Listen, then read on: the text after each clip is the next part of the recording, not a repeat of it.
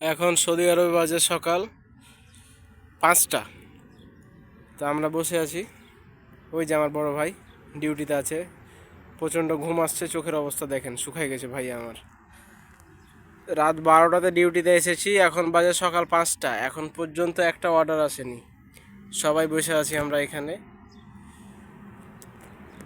এত ঘুম আসছে, এত পরিমাণে ঘুম আসছে যেটা বইলে বোঝানোর মতো না।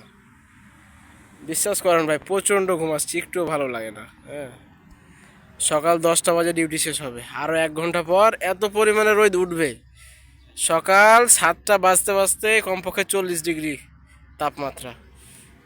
আর এই রোদ্রের মধ্যে মোবাইল ফোন হ্যাং হয়ে যায়, অটোমেটিক কাজ করে ভাই, মাথা মাথা নষ্ট। বর্তমানে আছি দাম্মামে, আগে ছিলাম আপনার মক্কাতে। তো মক্কাতে হচ্ছে যে হজ চলছিল, মানে হজের জন্যই আর কি কাজ বন্ধ, পুলিশে ধরে আমাদেরকে জেদ্দাতে নিয়ে যেয়ে ছেড়ে দিয়েছে। তো এখন বর্তমানে আমাদের কফিলে নিয়ে এসছে দাম্মামে, দাম্মামে কাজ করছি।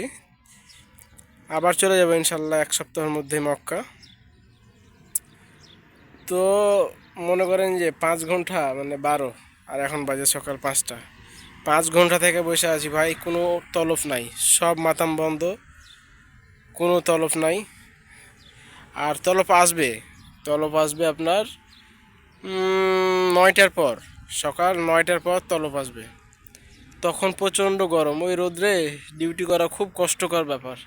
যারা সৌদি আরবে থাকে, ফুড ডেলিভারি কাজ করে বা বাইরে কাজ করে, তারাই জানে যে সকাল 9টা 10টার দিকে কী পরিমাণে রোদ বা গরম থাকে।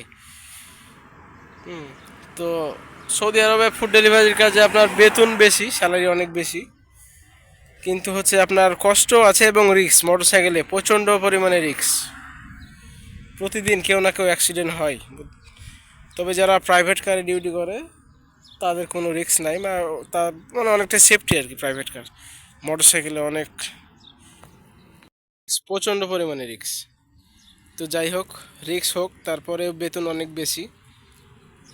যারা রেস্টুরেন্টে 12-13 ঘন্টা 14 ঘন্টা ডিউটি করে, বেতন মাত্র 1200 রিয়াল।